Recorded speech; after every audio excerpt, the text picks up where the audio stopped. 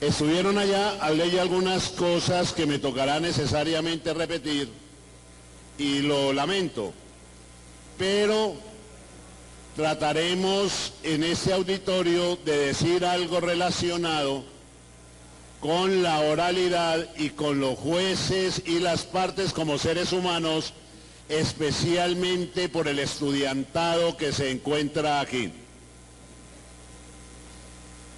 De plano, hace 8 días me tocó con 2 magistrados de la Corte Suprema de Justicia y era absolutamente obvio que íbamos a tener posiciones dispares. Sí. Y el doctor Luis Gabriel Miranda, amigo mío desde hace muchos tiempos, él me decía que qué rico uno porque como académico podía decir lo que quisiera, mientras que como juez o magistrado estaba bastante restringido. Eso es él, porque yo conozco a algunos magistrados medio sollados que hablan lo que ellos realmente quieren. Lo primero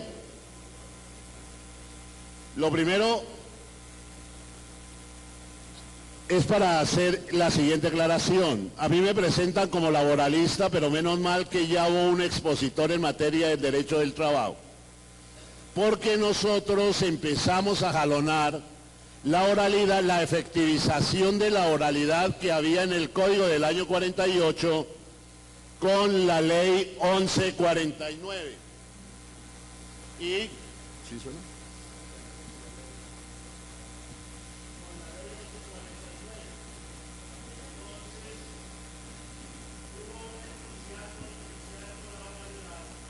Es obvio que recibir testigos dictado y que había que ir 3 o 4 audiencias para evacuar uno solo en el interrogatorio y contrainterrogatorio, eso era cansón. Entonces cuando ya empezamos a comprender que era mucho más rápido recibirlo mediante audio y de repente si había grabación, pues dijimos va a ser un triunfo la oralidad.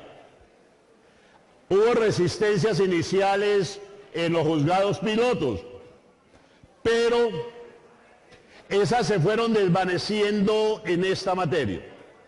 Es decir, para recibir un interrogatorio de parte, para realizar una inspección judicial, para recepcionar unos testimonios, pues es mucho mejor el ser grabado que el dictado con lo engorroso, la pérdida de tiempo, etc. Pero hoy estamos ante un reto distinto, diferente, y es que eso que considerábamos oralidad se ha agotado. Ya los jueces y las partes se han acostumbrado a este tipo de manejo, de esta forma de manejo de la prueba, de la práctica de la prueba. Pero empieza una resistencia hacia la oralidad. Y entonces en ese momento ya me salgo del papel de abogado laboralista para hablar de manera general sobre lo que estamos observando en los procesos. Entonces ustedes lo ven en una audiencia penal en Bogotá, que es lo que más publicitan, donde la parte va y lee, pero ya no lee del papel sino del computador o la tableta, y el juez se pone a dictar sentencia, pero ya no leyendo o con un escrito, sino leyendo también el computador o la tableta. Eso no es oralidad. Lo primero que tenemos que descartar es que eso sea oralidad. En segundo lugar, observemos por ejemplo en materia procesal laboral. Nosotros tenemos que interponer el recurso de apelación contra la sentencia de primera instancia oralmente ante el juez que la dictó. Y después se estableció una audiencia de segunda instancia para alegarle a los magistrados y para que ellos dicten sentencia. Y como se dice, nos salió el tiro por la culata, porque llegan los magistrados y dicen, oiga, ¿y usted para qué viene a la segunda instancia? A alegar si usted ya alegó en primera instancia. ¿Qué hay de nuevo? ¿Qué va a decir de nuevo? Y hay magistrados en Bogotá, magistradas que le dan al apelante 3 o 4 minutos o el juez, y a uno le da como vergüenza. Yo, por ejemplo, a los abogados de mi oficina le digo, cuando vean eso, díganle al señor juez, como se ya tiene hecha la sentencia, ¿para qué me pone a alegar? Yo mejor espero, si el resultado de su sentencia me es favorable, mis argumentos los reservo para la apelación. Lo mismo sucede en segunda instancia. Entonces estamos viendo un efecto de retroactividad. Como la Corte Suprema de Justicia no se dejó incluir dentro de la Ley 1149 y la oralidad la dejamos únicamente para primera y segunda instancia, no querían segunda instancia, y ellos quedaron con la escrituralidad tradicional. En la ley de 1149 se hizo toda la descongestión a nivel de juzgados y a nivel de tribunal. Entonces empezó a producirse el triple y 20 veces sentencia y ahora tenemos a la Corte atofagada. Los magistrados de la Corte en esa época, que eran adversos a la oralidad en segunda instancia y en casación, creyeron que la salida era aumentar la cuantía. Por eso en la ley 1395 aumentaron la cuantía del interés para recurrir en casación de 120 salarios mínimos a 220 salarios mínimos. Esa era la alternativa de ellos. Pero ¿qué le sucedió? Que pudimos lograr que la Corte Constitucional lo declarara inconstitucional ese incremento, apoyado en otras razones en argumentos de Davis Echandía del año de 1970. Entonces ahora va a entrar el Código General del Proceso y va a entrar la oralidad, y lo más probable es que el mismo proceso se dé inicialmente cierto entusiasmo, pero posteriormente viene el atascamiento. Entonces, ahí uno como profesor universitario, que supone que en la academia es donde debe elaborarse las grandes alternativas del país, se supone. Pues entonces nos pusimos a mirar, ¿y qué es lo que sucede? Llegamos a una conclusión: no sabemos lo que es oralidad. No sabemos lo que es oralidad, porque lo que estamos haciendo después de la ley 1149 es pura escrituralidad verbalizada. Entonces ahí donde viene, pero ¿por qué no estamos haciendo oralidad? Porque estamos cogiendo los mismos esquemas de abstracciones del proceso que nos enseñaron desde la facultad y simplemente lo estamos hablando en algunas oportunidades, pero no hay lo que se llama un cambio de cultura. Entonces viene la pregunta: ¿qué es el cambio de cultura en materia de oralidad? El cambio de cultura en materia de oralidad, vemos que es un problema de percepción de lo que es el juez y las partes como seres humanos. En Palmira les puse un ejemplo y creo que es el único que voy a repetir. Por ejemplo, a nosotros nos informaron novi iure curia. Es decir, el juez sabe el derecho. Entonces uno le alega al juez, le presenta su demanda y le enumera ciertas normas y él sabe el derecho. Y listo, echemos el proceso para adelante. ¿Y qué juez sabe el derecho? ¿Cuál juez puede decirnos a nosotros que ese juez, como ser humano, visto desde el punto de vista del ser humano, sabe el derecho? Si se le presenta un caso muy difícil, la parte, y por eso nosotros lo incluimos dentro de las instrucciones de la Escuela Judicial Rodrigo Lara Bonilla, pues pídanle a la parte que ha presentado la demanda que le sustente un poquitico más, porque hay problemas que uno no sabe. Estos días le comentaba que en maestría un alumno me pidió de la Nacional que le fuera tutor de una tesis de maestría, y el tema de él era la favorabilidad en el tránsito. Yo que iba a saber de eso, pues yo lo dije: no, pues hágala y me enseña, porque es lo único que yo puedo hacer. Entonces ahí empezamos nosotros con el tipo de problema, porque viene eso de que el juez es el derecho. Y entonces se nos presenta un fenómeno: presentamos una propuesta de ley auspiciada por la ministra de Justicia, de tratar de volver realmente oral la audiencia de segunda instancia y la de primera instancia. Que realmente hay que cambiar esas posturas rígidas hacia un diálogo. Y la respuesta que recibimos de un sector de los magistrados en Bogotá y de muchos jueces era que nosotros queríamos que los jueces y los magistrados suplantaran y le hicieran el trabajo a los litigantes. Es el mismo problema. ¿Quién ha dicho que el litigante es un ser humano perfecto? ¿O que está representando cabalmente los derechos? Eso lo pueden discutir en derecho civil, pero en derecho social no. Nosotros, y en ese sentido, nos va a tocar promover un proyecto de ley. No es posible que por ignorancia del abogado una persona pierda su pensión de jubilación y la pérdida le haga tránsito a cosa juzgada para toda su vida y toda su eternidad. Entonces aquí es donde vamos entendiendo que el juez tiene un papel, entender a la parte como ser humano. A uno cuántas veces no le ha tocado audiencias con gente, abogados jóvenes, la mayoría alumnos, que cuando llega uno a la audiencia y se sienta al lado y uno fue el maestro, ahí mismo siente que se quedan, se les nota el temblor. Pero entonces, ¿cómo está concebida esa audiencia? La parte demandante alega, la parte demandante contesta, demandada contesta y yo profiero sentencia. En la apelación tiene la palabra el apelante, tiene la palabra el opositor a la apelación y yo dicto sentencia. Eso no es oralidad. Eso no es oralidad porque le dan la palabra al demandante o al apelante y puede que el juez ya no tenga dudas, pero él empezó a echar todo el discurso porque no sabe llevar a cabo una audiencia y empezó con la demanda, la contestación de la demanda y cuando va como la fijación del litigio o el saneamiento, el juez le dice se le acabó el tiempo. Como le pasa a muchos aquí que empezamos a hablar y cuando nos damos cuenta, uy, es que el tiempo es muy poquitico, es que no sé qué, ¿para qué aceptaron eso? Entonces dice uno, aquí es donde entra el papel activo del juez.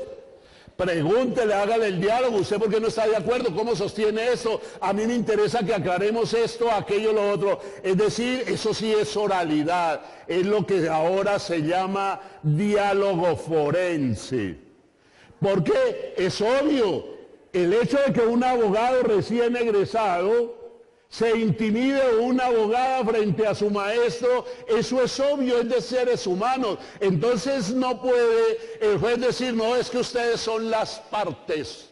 Y al ser las partes, ya no es Marcel Silva contra Petronia Rojas, sino que son las partes y hay igualdad de condiciones. No, el juez tiene que buscar un diálogo, preguntar, tratar de inquirir. ¿Para qué? Con el objetivo de realizar la justicia. Entonces de ahí donde vamos viendo, cuando nos apegamos a los aforismos, desconocemos el ser humano y desconocemos al juez, desconocemos a las partes como seres humanos, si todos nosotros tenemos debilidades. ¿Y quién salió aprendido? Yo siempre pongo ese ejemplo y excuse que lo vuelva a repetir. En Bogotá teníamos unos juzgados de oralidad, la segunda instancia la hacía el Tribunal de Cundinamarca. Después decidieron crear el Tribunal de Oralidad para resolver los recursos de los jueces pilotos de oralidad. Y entre eso nombraron a un amigo mío de magistrado. Y él me dijo, oiga, ¿por qué no hacemos un simulacro? No sea que yo le embarre, porque ya viene la primera audiencia, va a venir el presidente de la Corte, el presidente del Consejo de Estado, todos van a venir, y va a venir la RCN, y sobre todo van a venir los máximos jueces del país, es decir, Julito, el de la W, una vieja Salud Hernández, ahora Morales y todos esos que son los grandes jueces. ¿Yo qué hago? Entonces cogimos la sala de audiencias de mi facultad e hicimos el simulacro. ¿Cómo les pareció el simulacro? Bien. Lo que pasa, señor magistrado, es que usted no debió haberle dado la palabra al demandante, sino al apelante, porque estamos en apelación. Y después al opositor. Llegó el día de la audiencia en Casure, bajó Géneco, bajó Francisco Escobar, bajó la prensa, no bajó Julito, pero sí bajaron los adláteres, que es igual. Y el magistrado sale, le doy la palabra al demandante.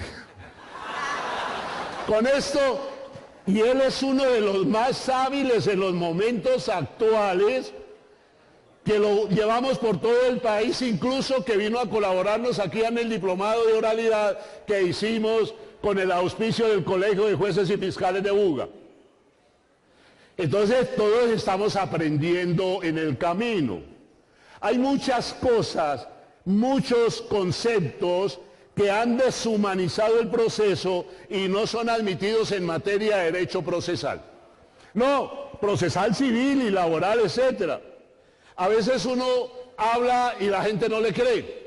Entonces, eso me ha pasado mucho en las controversias. No es que eso lo dijo Capelletti, es que eso lo dijo Chovenda, eso lo dijo Néstor de Buen, eso lo dijo Walter de Lilio. Muchas veces toca así, porque si digo quién es Marcelín Saná, pobre pendejo lo que está diciendo.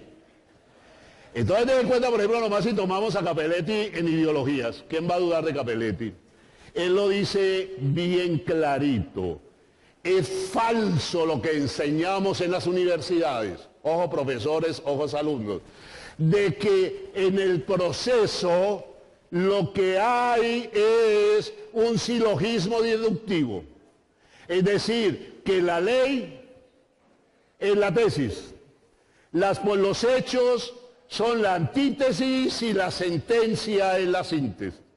Ese tiene dos problemas de fondo. El primer problema, como me lo planteaba un magistrado en un foro hace 20 días en Villavicencio, la sentencia del juez de primera instancia es la tesis, la apelación es la antítesis, la sentencia de segunda instancia es la síntesis. Eso es una comprensión del proceso como pugilato al cual estamos muy acostumbrados los colombianos, que es lo que se observa en el mismo tipo de audiencia. Así como el emperador romano, hable usted parte demandante, hable usted parte demandada, destrócese que yo después digo quién tiene si bajo o suba el dedo. Ese es lo mismo, esa es una visión de contraposición en el proceso. También el silogismo deductivo de síntesis, antítesis y síntesis es lo mismo, es el famoso pugilato.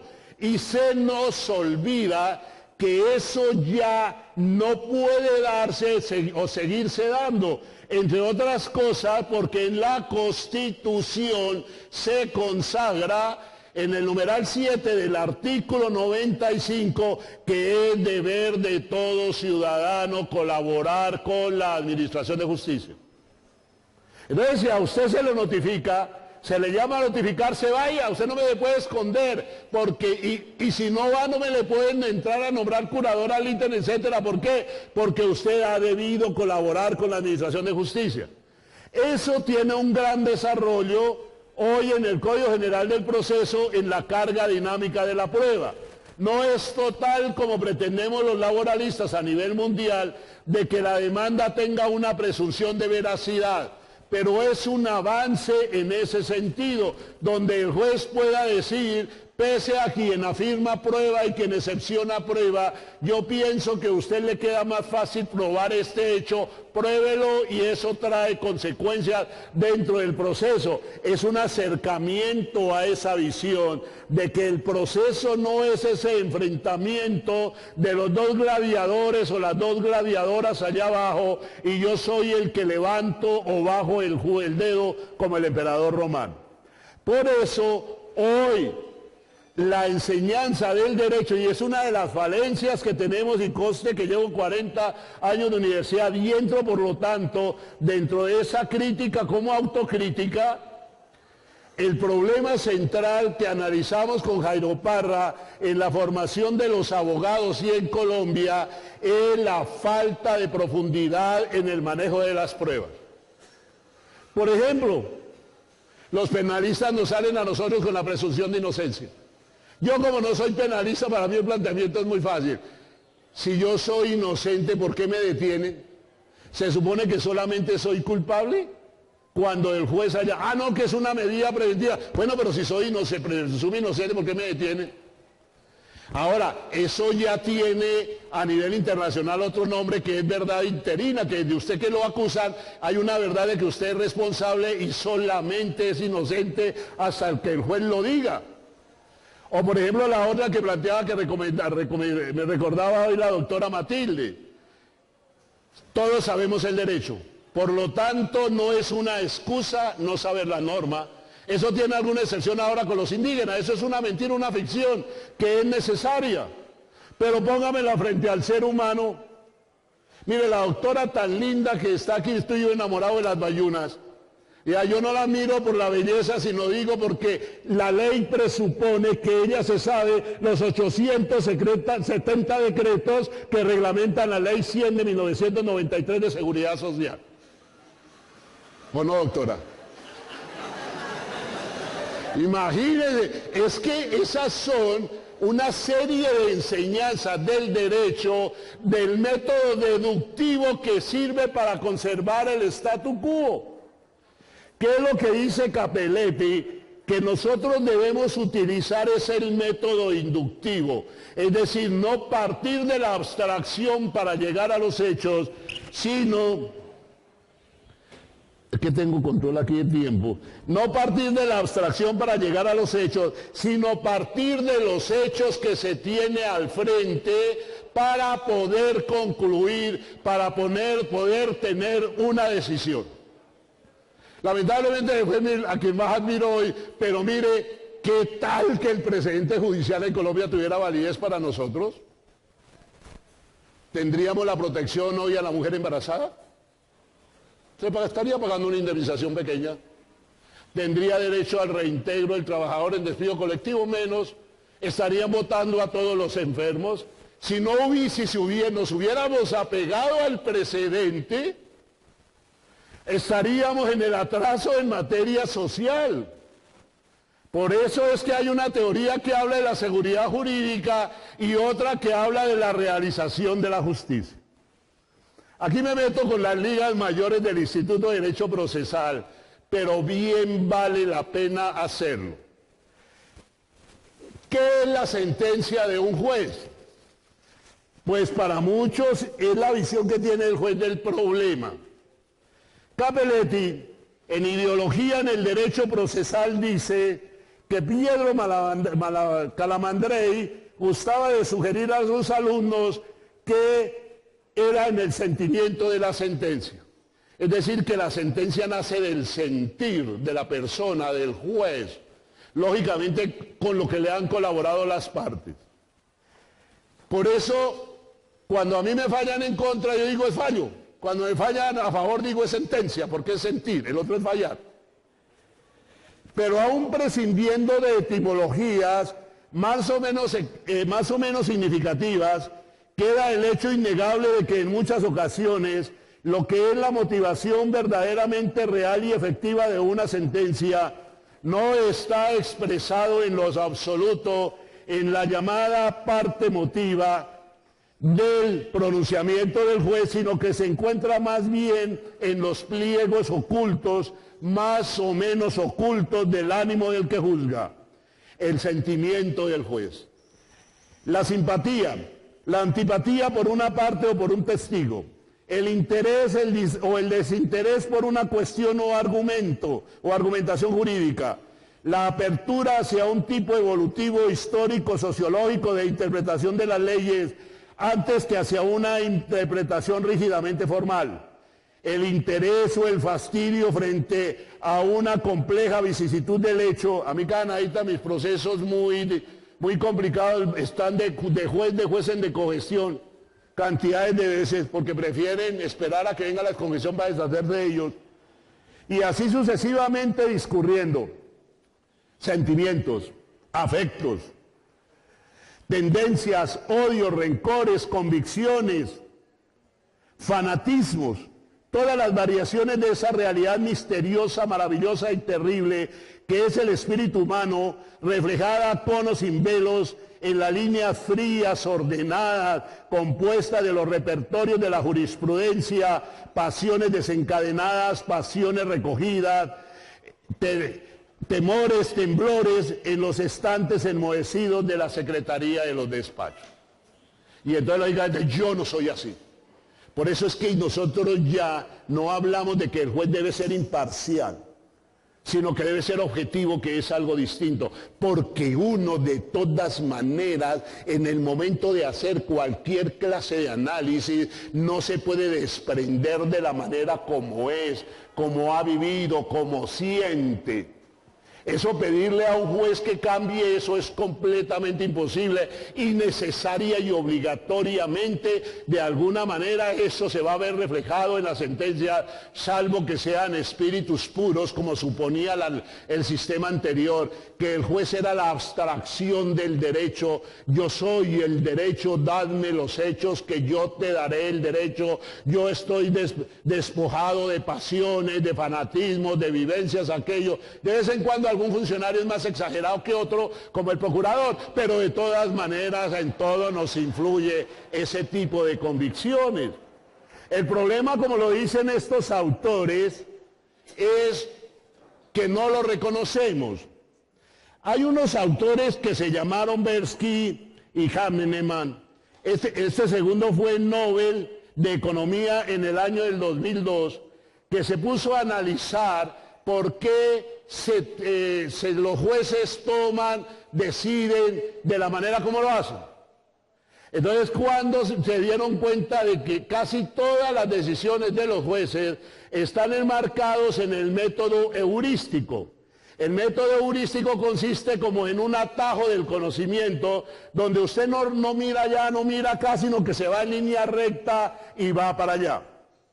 Entonces, eso viene siendo estudiado muy a fondo. Capelletti, perdón que insista en él, nos dice, los abogados y los juristas ya no podemos estar solos nosotros, es necesario recurrir a la sociología, a la psicología, etcétera, con el objetivo de perfeccionar el proceso, perfeccionar los pronunciamientos de los jueces. Un sistema heurístico es el sistema heurístico de anclaje. ¿En qué consiste? De ancla. Que el juez siempre decide con base a lo que decidió el primer juez. Que el magistrado en segunda instancia tiende a decidir como decidió el juez de primera instancia. Que el juez penal tiende a decidir como decidió, como propone el fiscal, y pone muchos ejemplos en el sistema norteamericano. Más de 550 entrevistas de magistrados demuestran ese anclaje, que es un método rápido de llegar. Entonces el juez ya lo dijo, este ya es el precedente judicial. Ahora entro yo con los psicólogos y ese sistema heurístico de anclaje, es decir, de quién se pronunció primero y yo quedo amarrado ahí, es un problema psicopático, es un problema de locura, porque lo más fácil es recurrir al precedente judicial para no tener que analizar los hechos. Entonces se coge el precedente judicial, se ve que el caso es más o menos similar y guápete, va la decisión con esto que llamamos el heurístico de anclaje. Todo esto es estudiado. Eso porque no se tiene en cuenta al ser humano. El segundo método heurístico es el sesgo de confirmación. Es decir, que el juez, el que ve las pruebas, llega y se hace una imagen inicial y dice, este tiene la razón. Y entonces se ancla esas pruebas y las que posteriormente le llegan las va a ver críticamente, y aquí es donde viene la famosa preparación del fallo de los magistrados del tribunal. ¿Usted cómo me va a exigir a mí? Ya, ¿usted para qué me viene a alegar si yo ya preparé mi proyecto y ya me reuní con los magistrados, con los compañeros de sala? Entonces ya el alegato ya no viene. Ese es el problema, que también es una psicopatía, si pudiéramos llamarlo de esa manera. Eso se llama el sesgo de confirmación. Hay también el sesgo de representación. Repito, son actitudes, maneras de analizar el expediente que se tiene al frente y entonces, ¿qué es lo que más incide en lo que piensa el juez? Al juez al tomar la decisión. Entonces viene el sesgo de confirmación, especialmente en penal, donde el juez sobrevalora las pruebas y argumentos que había al inicio, perdón, el sesgo de representación. El sesgo de representación consiste en que depende mucho la pinta del demandante o del testigo, o si es atrevido, si es grosero, aquello, lo otro, etcétera, para que el juez incline su decisión a uno u otro lado. El otro sistema heurístico es uno de los que más me interesa, que es el sesgo representativo. ¿En qué consiste el sesgo representativo? En que el juez o el abogado o el que sea, pero en este caso el juez, considera lo que pasó hoy, el resultado final pudo haber sido previsto, o si no, al menos era fatal que se cumplía. Esta mañana escuchaba por ahí a alguien que decía, es que uno se muere el día que tiene que morirse. Ese es el sesgo del cual estamos hablando. Entonces cogen el proceso, se ve que en este caso ocurrió tal cosa, no, es que eso era natural que sucediera, y con base en eso se toma el núcleo de la decisión, y lo demás es el ropaje que se le pone con citas de normas, con jurisprudencia, con antecedentes, etc. Y hay uno que ese sí me preocupa mucho, que es el sesgo de influencia del Estado público. ¿En qué consiste el sesgo de influencia del Estado público? Que el juez se deja influenciar por la opinión pública. ¿Cuál es la gran diferencia? La gran diferencia es que cuando Julito o su combo cogen un caso, ya tienen el culpable. Y de ahí en adelante la prensa, la radio, lo que hace es buscar pruebas para confirmar que ese es el culpable. Mientras que nuestro procedimiento es al revés. Analicemos, estudiemos las pruebas para averiguar quién es el culpable. Claro que se oyen rumores de que a Julito, los del derecho penal que ustedes ven por la televisión, le pagan millonadas para que le ponga la sordina a uno y se la quite al otro en uno de los mayores negocios, y hablan en contra de la corrupción del país. O por ejemplo, la sentencia de la Corte Constitucional con las pensiones de los magistrados. De mucha simpatía entre muchísima gente. Pero ahí es un sesgo de publicidad. Hace 8 días en el foro de Montería estábamos con Pretel. Y eso se le planteó, él dice, no, es que mis sentencias fueron muy populares y todo el mundo me ha felicitado. Sí, pero a cambio se llevó los derechos adquiridos. Y lo que es más grave, la gente le da el beneplácito porque está acostumbrada a ganar mal.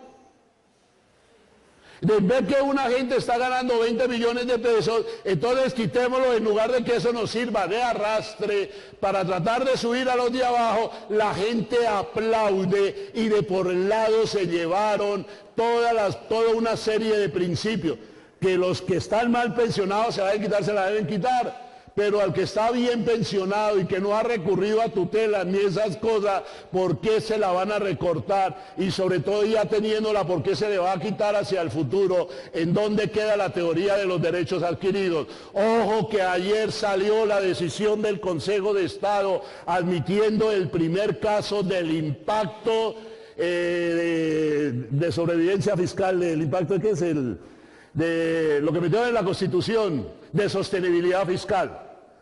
Ayer salió el primer auto, que es en el caso de Petro, en el cual fregaron a Guillermo Asprilla por las basuras. Entonces es de 200 y pico mil millones de pesos la sentencia. Petro le pidió a la Procuraduría que promoviera el incidente de sostenibilidad fiscal, y se lo admitió el Consejo de Estado para ver cómo regulan el pago de las sentencias.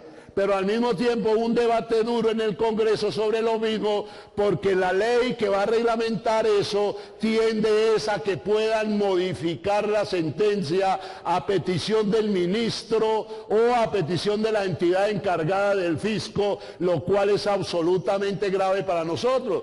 A nosotros en la sentencia 1073, la Corte Constitucional, únicamente con el salvamento de voto de María Victoria Uribe, María Victoria, ¿sí es Uribe? Sí.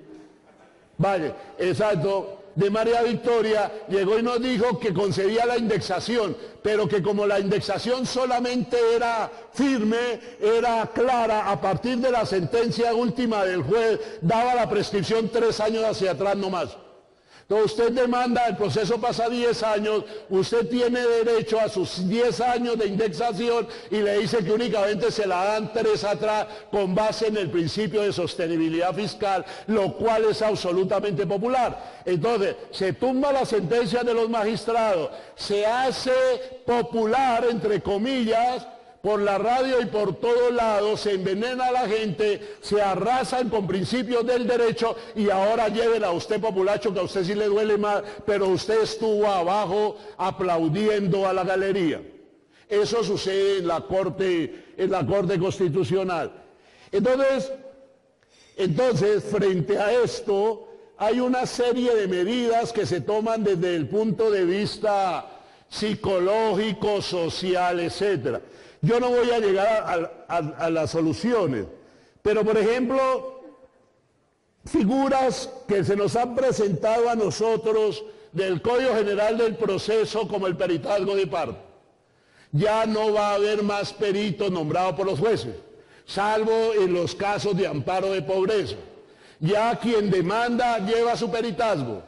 Quien contesta lleva su peritazgo y en la audiencia se puede interrogar al perito como quiera, sacarle los, usted porque sabe eso, usted es un bruto, decirle lo que quiera para que se haga el convencimiento del juez.